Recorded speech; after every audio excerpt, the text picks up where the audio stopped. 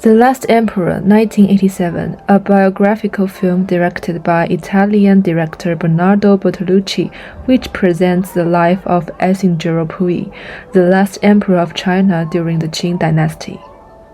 This film is adapted from Puyi's autobiography From Emperor to Citizen and his childhood English tutor Johnston's historical biography, Twilight in the Forbidden City.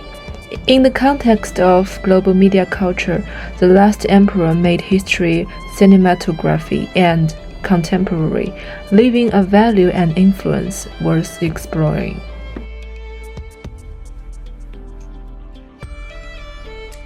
The Last Emperor is regarded as a film of new historicism and postmodernism, breaking through the limitations of political, cultural, and religious contexts.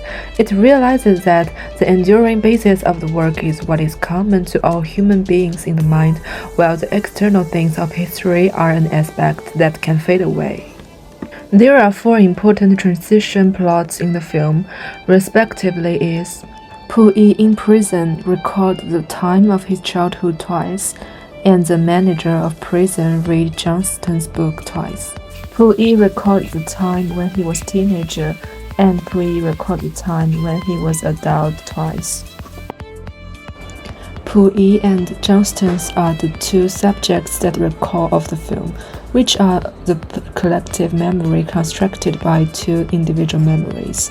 In some plots, the two versions of the story told from different perspectives conflict, denying the false proposition of certainty of history, while hiding the director's subjective tendency towards external history such as China's politics.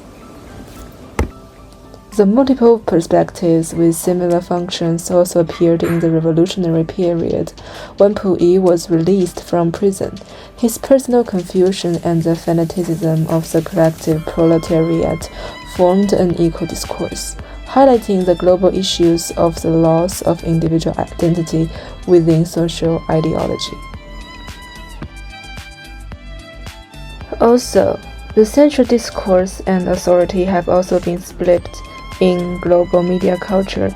Ci's funeral and Puyi's enthronement are clipped together, symbolizing that death and rebirth, these two opposite symbols, are connected.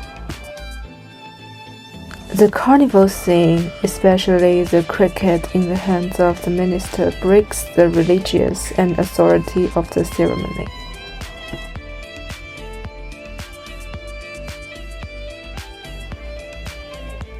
In addition, the grand wedding ceremony that followed the enthronement was associated with forbidden erotic ceremony. The reproductive ability of ancient kings is a sensitive topic connected with political discourse, which lacks truth. The director designed the plot of special affection between empress and secondary consort and Japanese female spy, dispelling the authority of marriage and man in ancient times. Puyi's emperor identity has been reconstructed from the decoding of political symbols.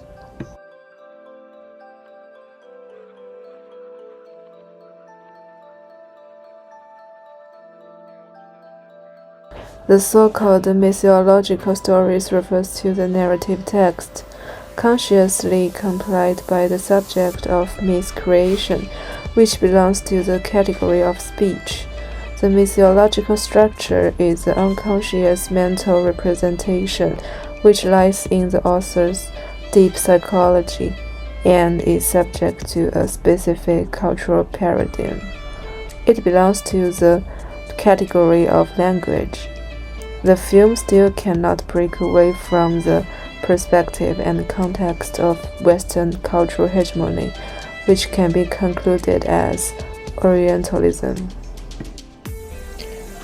The film represents the Western cultural gaze from the perspective of Puyi's tutor Johnston.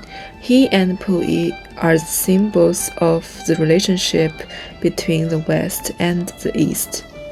Bicycle and glasses in the film are two symbols representing that the Western advanced civilization enlightened and saved the Eastern backward civilization. Johnston taught Puyi how to ride a bike and corrected his vision. The director establishes the discourse by creating actions of the intermediary role, making the audience subtly accept the idea that the East is saved by the West. This is actually an unequal cultural convergence phenomenon.